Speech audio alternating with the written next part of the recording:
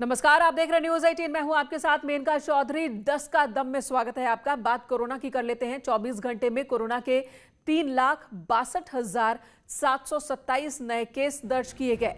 24 घंटे में कोरोना की वजह से 4,120 लोगों को जान गंवानी पड़ी है। 24 घंटे में 3,55,181 मरीज ठीक भी हुए हैं। अब तक करीब 18 करोड़ लोगों का टीकाकरण हुआ है पूरे देश में। तो इस वक्त कोरोना पर स्टेटस क्या है ये हम आपको बता रहे हैं। कल की अगर बात की जाए तो कल 3,29,000 का आंकड़ा था नए केसेस का, लेकिन आज ये बढ़कर 3,62,727 हो गया है। हालांकि ठीक होने वालों की संख्या आज भी 3,55,181 बताई जा रही है। रंजीता हमारी सहयोगी इस वक्त हमारे साथ मौजूद है। रंजीता, कोरोना के जो ये आंकड़े हैं थोड़े बहुत ऊपर नीचे हो रहे हैं लगातार, क्या ये बहुत चिंता की बात है? किस तरह से इस पर कंट्रोल करने की कोशिश होनी चाहिए? मेनका देखिए, आंकड़े कमोवेश वैसे ही है। रिकवरी जो है वो पिछले 4 दिनों से जो ट्रेंड था उसी तरह से बरकरार है। मौत के आंकड़ों में बढ़ोतरी हुई है। 4,000 से ज्यादा 24 घंटे में मौतें हुई हैं। आज केंद्रीय स्वास्थ्य मंत्री डॉक्टर हर्षवर्धन 6 राज्यों के साथ जो 6 राज्यों के स्वास्थ्य मंत्री हैं उनके साथ बैठक करने वाले हैं। इससे पहले 9 राज्यों के जो स्वास्थ्य मंत्री हैं उनके साथ उन्होंने बैठक की और तमाम जो स्वास्थ्य मंत्री हैं उनसे ये जायजा लिया जाएगा कि किस तरह से वो कोरोना मरीजों के आंकड़ों में कमी के लिए काम कर रहे हैं। वैक्सीनेशन ड्राइव कैसा चल रहा है और लगातार जो राज्य सरकारें आरोप लगा रही है कि केंद्र सरकार जो है वो वैक्सीन जो है बड़ी संख्या में राज्यों को नहीं दे रहे हैं, वो तमाम शिकायतों पर और तमाम मांगों पर आज की बैठक में चर्चा भी होगी। जी रंजीता, धन्यवाद इस वक्त पूरी जानकारी देने के लिए। तो कई अहम मुद्दे हैं। एक तरफ ऑक्सीजन है, दवाइयां हैं, दूसरी तरफ वैक्सीनेशन है, जिसको लेकर केंद्र और राज्य सरकारों के बीच आमने सामने की स्थिति दिख रही है। आज की मीटिंग में डॉक्टर हर्षवर्धन इस मुद्दे पर भी बातचीत करेंगे। इधर 20 मई को प्रधानमंत्री नरेंद्र मोदी की एक अहम मीटिंग होने वाली है। कोरोना से सबसे ज्यादा प्रभावित 10 राज्यों के 54 जिलाधिकारियों के साथ वो बैठक करेंगे। कोरोना पर बात करेंगे प्रधानमंत्री सीधे जिलाधिकारियों से। पहले चरण में यूपी, हरियाणा, बंगाल, छत्तीसगढ़, पुडुचेरी, महाराष्ट्र, राजस्थान, झारखंड, उड़ीसा और केरल के जिलाधिकारियों से बात करेंगे। कोरोना महामारी के हालात की समीक्षा और वैक्सीन के बारे में भी चर्चा होगी कि वैक्सीनेशन का जो प्रोसेस है किस तरीके से बढ़ाया जा सके। वीडियो कॉन्फ्रेंसिंग के जरिए ये मीटिंग होने वाली है। अनूप गुप्ता, न्यूज 18 सहयोगी इस वक्त हमारे साथ मौजूद। अनूप, 20 मई को 10 जिलों के 54 जिलाधिकारियों के साथ सबसे पहले प्रधानमंत्री जुड़ेंगे। सबसे पहला और सबसे ज्यादा फोकस किस बात पर होगा? ठीक है, आपको बता दूं कि पहली बार जो है वो 10 राज्यों के जिला अधिकारियों के साथ सीधे चर्चा करेंगे प्रधानमंत्री नरेंद्र मोदी। और सबसे पहले जिला अधिकारियों से ये जानने की कोशिश करेंगे कि उनके जिले में क्या हालात हैं, किस तरह की दिक्कतों का सामना जिला अधिकारियों को करना पड़ रहा है। और दूसरी बात की सूत्र बता रहे हैं कि उनके जिलों के बारे में ये भी जरूर जानना चाहेंगे कि वहां वैक्सीनेशन का स्तर या प्रोसेस अब तक कहां तक पहुंचा है। इस पर प्रधानमंत्री नरेंद्र मोदी का ज्यादा से ज्यादा फोकस रहेगा, क्योंकि लगातार जिस तरीके से कई राज्यों से यह शिकायत आ रही है कि वहां वैक्सीन की कमी देखने को मिल रही है, वैक्सीन को देने में कई तरह की दिक्कतों का सामना करना पड़ रहा है, तो इन पर प्रधानमंत्री नरेंद्र मोदी का फोकस रहेगा। और दूसरी तरफ कि ये वो राज्य हैं और ये वो जिले हैं जहां पर कोरोना का जो प्रभाव है वो सबसे ज्यादा है। तो ऐसे में इसको निपटने के लिए वहां के जिलाधिकारी क्या कदम बढ़ा रहे हैं, क्योंकि देखिए पिछले दिनों भी जब रिव्यू बैठक हुई थी तो प्रधानमंत्री नरेंद्र मोदी ने यह कहा था कि जिला स्तर पर जो है वो कार्रवाई करने की जरूरत है। अगर किसी जिले में ज्यादा मामले हैं तो वहां लॉकडाउन और तमाम तरह की पाबंदियां लगाने की जरूरत है। पूरे देश में अगर कार्रवाई की जाएगी, पूरे देश में किसी तरह की पाबंदी लगाई जाएगी, इसको सही नहीं कहा जा सकता। तो ये अपने आप में बड़ी बैठक होगी और पहले बार 10 राज्यों के बिल्कुल बड़ी बैठक होगी। और जरूरत इसी बात की है कि सियासत से अलग हटकर लोगों को बचाने पर ही इस मीटिंग में सार्थक बातचीत हो और कोई नतीजा जरूर निकले और फैसले बड़े लिए जा सके इस मीटिंग के बाद। धन्यवाद अनूप पूरी जानकारी देने के लिए, पूरी बातचीत के लिए।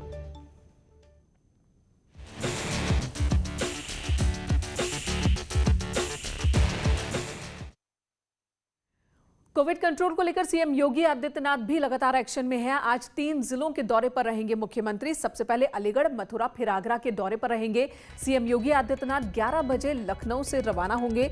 तीनों ही जिलों में सीएम कोविड समीक्षा मीटिंग करने वाले हैं। साथ ही सीएम इन जिलों में अस्पतालों का निरीक्षण भी कर सकते हैं। सबसे पहले मुख्यमंत्री अलीगढ़ जाएंगे, अलीगढ़ के बाद मथुरा। अलीगढ़ में एएमयू प्रशासन के साथ भी उनकी मीटिंग होनी है। एएमयू के हालात कोरोना को लेकर बहुत ही ज्यादा खतरनाक हो गए हैं। यहाँ पर संक्रमण का दायरा बहुत ज्यादा है। अब तक 20 प्रोफेसर्स को संक्रमण अपनी चपेट में ले चुका है, उनकी जान जा चुकी है। कई और हैं जो कि संक्रमित हैं। तो एएमयू प्रशासन के साथ सीएम की मीटिंग होगी। तो मथुरा में भी आज मुख्यमंत्री का दौरा, यहाँ पर भी वो किसी अस्पताल का निरीक्षण कर सकते हैं और साथ ही अधिकारियों के साथ मीटिंग है मथुरा में। मथुरा के बाद वो आगरा आएंगे मुख्यमंत्री योगी आदित्यनाथ। आगरा में करीब 1.5 घंटे तक रहेंगे और यहां पर भी प्रशासन के अधिकारियों से जायजा लेंगे, जानकारी लेंगे कि कोरोना को लेकर जो काम हो रहे हैं, कहां दिक्कत और किस तरह की दिक्कत आ रही है। उधर उन्नाव में कल कोरोना संक्रमण में डॉक्टर्स ने प्रशासनिक व्यवस्थाओं और अधिकारियों से तंग आकर सामूहिक रूप से प्रभारी पद से इस्तीफा दे दिया।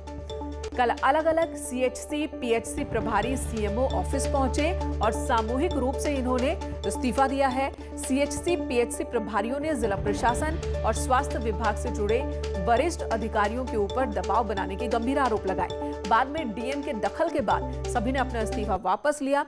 आज दोपहर सभी प्रभारी डीएम के साथ मीटिंग करने वाले हैं। तो डॉक्टर्स मान गए हैं जिन्होंने कल इस्तीफा दिया था, उनका इस्तीफा नामंजूर हुआ। उन्होंने अपना इस्तीफा वापस भी ले लिया है और अब काम पर लौट आए हैं। लेकिन ये तनातनी कोरोना के इस संकट के बीच लगातार बनी नजर आ रही है। कई जगहों पर अस्पतालों के अंदर अव्यवस्थाएं हैं, तो कई जगहों पर जो पीड़ित परिवार हैं वो अस्पतालों पर अपना गुस्सा निकाल रहे हैं, या प्रशासन की सख्ती बहुत ज्यादा होने की वजह से हॉस्पिटल मैनेजमेंट को परेशानी हो रही है बीमारों के इलाज में। और यहाँ पर डॉक्टर्स अब मान गए हैं, ये एक राहत की बात है। समस्या का समाधान कर लिया जाएगा। वो सब हमारी टीम के लोग हैं और कहीं बाहर के नहीं है। हम लोग वार्ता करके उनके अगर कोई समस्याएं हैं तो उसको हम लोग दूर भी करेंगे। बड़ा फैसला लखनऊ को लेकर लिया गया। लखनऊ में भी शराब की दुकानें आज से खुल रही हैं। सुबह 10 बजे से लेकर शाम को 7 बजे तक शराब की दुकानें खुलेंगी। ऐसे में कोविड-19 की गाइडलाइंस का पालन करते हुए शराब की दुकानों को खोला जा रहा है। सुबह से ही शराब की दुकानों पर लोग पहुंचने भी शुरू हो गए। यूपी में कोरोना कर्फ्यू के दौरान आवश्यक वस्तुओं की श्रेणी में शराब को भी शामिल कर लिया गया है। नोएडा, गाजियाबाद, मेरठ, वाराणसी, अलीगढ़, कानपुर, झांसी में शराब की दुकानों पर काफी भीड़ देखी गई। जिलों में शराब की दुकानों को खोलने का फैसला डीएम पर ही छोड़ा गया है। देसी और विदेशी शराब की दुकानों पर पुलिस भले ही कोविड प्रोटोकॉल का पालन कराने की दावे करे, पुलिस मुस्तैदी दिखाए, लेकिन लोग इसका पालन करते नहीं दिख रहे हैं। शराब की दुकानों को खोलने का फैसला लिया गया। लखनऊ में भी आज से शराब की दुकानें खुलेंगी। वक्त भी तय है, सुबह 10 बजे से लेकर शाम को 7 बजे तक दुकानें खुलेंगी और रोज खुलेंगी। बावजूद इसके देखिए पहले दिन लोगों की कतार कितनी लंबी दिख रही है। हर एक शराब की दुकान के बाहर इसी तरह की कतार दिख रही है। बीते दिनों जब बाकी जगहों पर, नोएडा और दूसरी जगहों पर शराब की दुकानें खोलने का फैसला जिलाधिकारियों की ओर से लिया गया, उसके बाद वहां पर भी भीड़ और कई जगहों पर तो कोरोना प्रोटोकॉल का पालन भी नहीं हो रहा था। और ऐसे में सवाल ये उठने लगा है कि अगर इन दुकानों की वजह से कोरोना संक्रमण फैलता है तो फिर किसकी जिम्मेदारी होगी।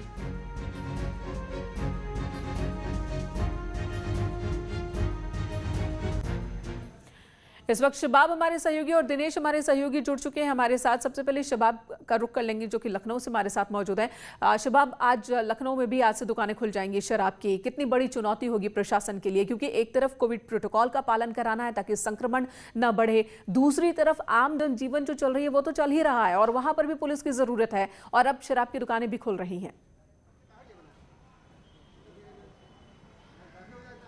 और देखिए, आबकारी का एक बड़ा जिम्मा था विभाग के ऊपर कि जो शराब की दुकानें हैं उनको पूरे प्रोटोकॉल के साथ खोला जाए। हालांकि राजधानी लखनऊ में आज से दुकानें खुली हैं, लेकिन जबकि लखनऊ से सटे बाराबंकी और सीतापुर में कल ही दुकानें खुल गई थी। 10 बजे ही दुकानें खुल गई हैं और चूंकि कैमरा चल रहा है इसलिए बहुत ज़्यादा लोग जो हैं वो कैमरे के सामने नहीं आ रहे हैं, थोड़ा दाएं बाएं हो रहे हैं। कहाँ से आ रहे हैं भैया?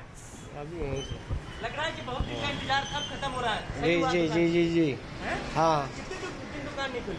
और सब 15-18 दिन तक की। बहुत दिक्कत हो गई। हाँ हाँ हाँ जी जी धन्यवाद दे रहे हैं आप दुकान जी जी जी जी। हाथ दे दो आरएस का। कहाँ से आ रहे भैया? कितने दिन बाद दुकान खुल रही है? हमें तो लग रहा है 15-20 दिन बाद खुल रही है। तो 20 दिन तो बड़े दिक्कत रही होगी, अब खुल रहा है तो सही हो रहा है। कोई दिक्कत नहीं हुई। कोई दिक्कत नहीं हो रही? ना ना। आज लॉकडाउन में कहीं रोक तो नहीं रहा कोई कि कहाँ जा रहे हो, कोई पूछ रहा हो? नहीं, अभी तो कोई नहीं पूछा है। कोई नहीं पूछ रहा। तो लखनऊ में इनका दुकानें खुल गई हैं, हालांकि चूंकि कैमरा चल रहा है इसलिए लोग थोड़ा सा सामने आने से परहेज कर रहे हैं, लेकिन फिर भी दुकानदार पूरा प्रोटोकॉल फॉलो करा रहे हैं। भाई साहब, कितने दिन बाद दुकान खुल रही है? अरे लगभग 15 दिन तो हो गया होगा लगभग। 15 दिन। हाँ। तो लंबा नुकसान भी आप लोगों का हो गया? अब भाई नुकसान तो हुआ ही कि जब दुकानें बंद है तो राजस्व कहाँ से आएगा भाई? दुकानदारी जब नहीं होगी तो कैसे क्या होगा? तो लग रहा है कि आज ठीक हुआ। हाँ। लंबे समय के बाद। हाँ, लंबे समय ने सरकार के पास इस पे संज्ञान लिया, इस पे मतलब खोला, बड़ी अच्छी बात है। अब मतलब लोग भी परेशान हो रहे थे यहाँ पे, लोगों को इस असुविधा का सामना करना पड़ा था। इसे दुकान खुलने से लोगों को थोड़ा लग रहा कि यहाँ का आपको व्यवस्था सही है। प्रोटोकॉल पालन करा रहे हैं पूरा सब? बिल्कुल बिल्कुल कराएंगे। गोले में मैंने भी गोले भी बना दिए सब, मतलब जो कि, और सैनिटाइजर भी रखा हुआ, मैं ग्लव्स भी पहने हुए हैं सब। बिल्कुल पुलिस आई थी, अभी आई थी पुलिस। बिल्कुल शबाब, और ये जरूरी होगा कि अब जब दुकानें खुली हैं तो प्रोटोकॉल का पालन सख्ती से हो। हमने नोएडा में देखा है, कमिश्नरेट के 21 अधिकारियों के खिलाफ एक्शन हुआ। जिस दिन शराब की दुकान खुली वहां पर कई जगहों पर कोरोना प्रोटोकॉल का पालन नहीं हो पाया था। दिनेश शाक्य इटावा से और रामगोपाल हमारे साथ गोरखपुर से जुड़े हैं। रामगोपाल, गोरखपुर की भी तस्वीर दिखाइए, वहां पर भी लोगों को बेसब्री से इंतजार रहा होगा। 15 दिन बाद यहां पर भी दुकानें खुल रही हैं।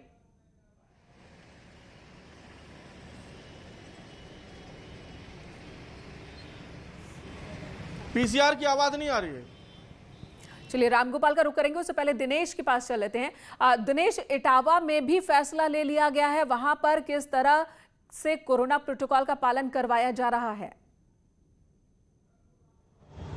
बिल्कुल, इटावा की जिलाधिकारी श्रीमती श्रुति सिंह ने जो आदेश जारी किया है उसके तहत इटावा में सुबह 10 बजे से शाम 5 बजे तक देशी शराब, अंग्रेजी शराब और बियर के ठेकों के खुलने का निर्देश दिया गया। और इसी के क्रम में 10 बजे से शराब के ठेके तो खुलने शुरू हो गए, लेकिन जो आदेश किए गए थे वो आदेश कहीं ना कहीं ऐसा दिखाई दे रहा, केवल कागजों और दस्तावेजों तक ही सिमट के रह गए हैं। तमाम शराब ठेकों से ऐसी खबरें आ रही हैं कि भारी भीड़ जुट गई है शराब को खरीदने के लिए।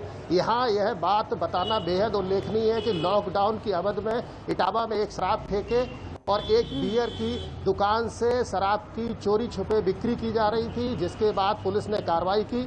दोनों जो ठेकेदार थे उनके खिलाफ मुकदमा लिखा गया, गिरफ्तारियां हुई और दोनों के लाइसेंस निरस्त कर दिए गए हैं। लेकिन जिस तरीके से अब शराब के ठेके खोल दिए गए उसको लेकर लगता है कि कहीं ना कहीं जो लोग चोरी छुपे शराब खरीद रहे थे उनको राहत का एहसास जरूर हो रहा होगा। हमारे साथ में एक शराब खरीददार है, उनसे पूछते हैं कि वो क्या कह सकते हैं, क्या बताएंगे कि इस तरीके से सरकार ने शराब के ठेके खोल दिए? इस खोलने से बहुत बड़ा फायदा, कालाबाजारी रुक गई है, जो ब्लैक में शराब मिल रही थी क्या चलिए, तो इनका कहना है कि कालाबाजारी रुक गई है। रामगोपाल, वहां पर क्या कह रहे हैं लोग?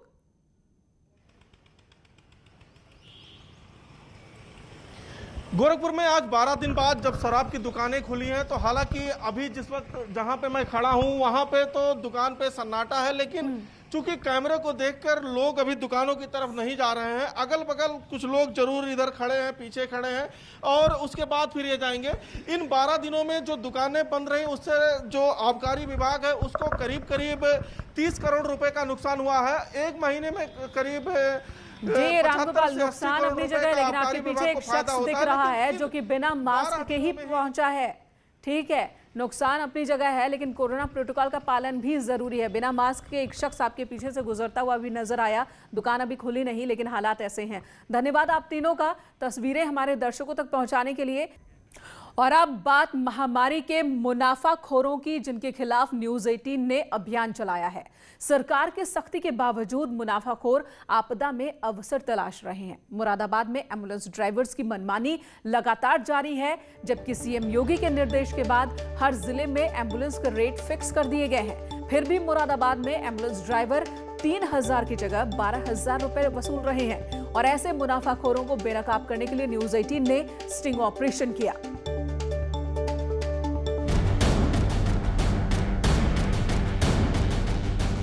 कोरोना काल के गिद्ध महामारी के मुश्किल दौर में भी आपदा में अवसर तलाश रहे हैं। योगी सरकार की सख्ती के बावजूद मुनाफाखोर कई जगह अपनी हरकतों से बाज नहीं आ रहे हैं। कई शहरों में मुनाफाखोर लोगों की मजबूरी का फायदा उठाकर सांसों का सौदा कर रहे हैं। मुरादाबाद में एम्बुलेंस ड्राइवर्स की मनमानी देखी जा रही है, जबकि सीएम योगी के निर्देश के बाद प्रशासन ने हर जिले में एम्बुलेंस के रेट फिक्स कर दिए हैं।